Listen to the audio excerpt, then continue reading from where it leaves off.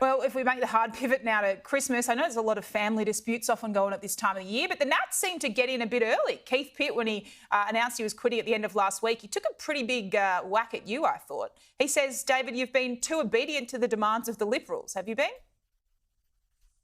Well, I think that was more about journalistic licence than anything else. It's the same journalist that's been calling me weak from the Australian for a number of months now. He has a crack every 6 months. Keith Pitt didn't say that in his press conference when asked to repeat it.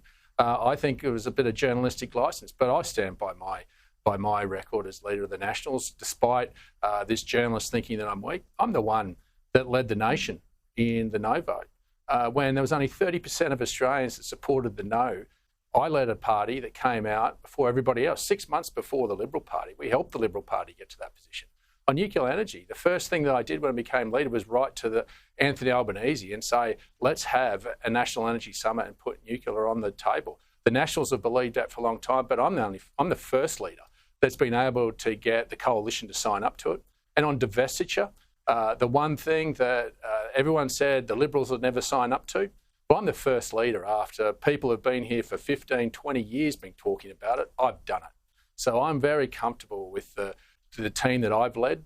And while there'll be some that obviously are disappointed that they didn't get jobs, the reality is the Nationals have set the national agenda.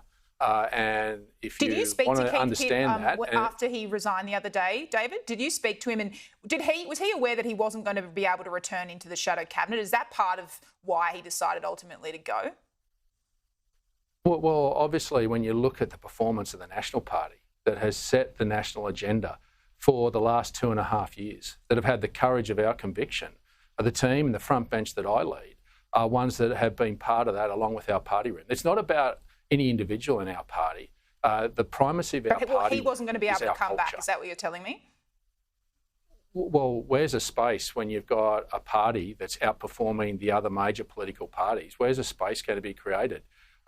There's nobody that has not done the heavy lifting on the front bench at an intellectual level, at the level of prosecuting those key policy issues that are important to the Nationals. We have set the national agenda. In fact, I think there's been many commentators, proper commentators, not gossip columnists, that have put out there, David Spears, that the Nationals have real clout and proved that over the last 2.5 years. He's written an article less than 6 months ago.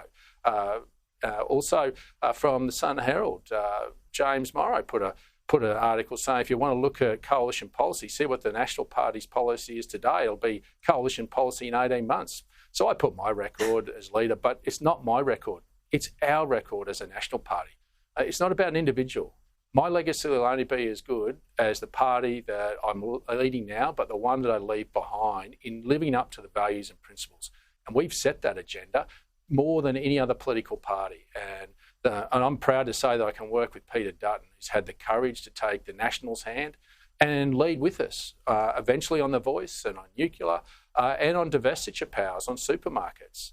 That's the power of the National Party. And I think real political analysts and journalists would see that and see what we've achieved over the last 2.5 years. Now, David Littleproud, thank you so much for coming on today. Merry Christmas. You're always very generous with your time here on Sky News. I appreciate it. Thanks for that. Merry Christmas. Have a great one.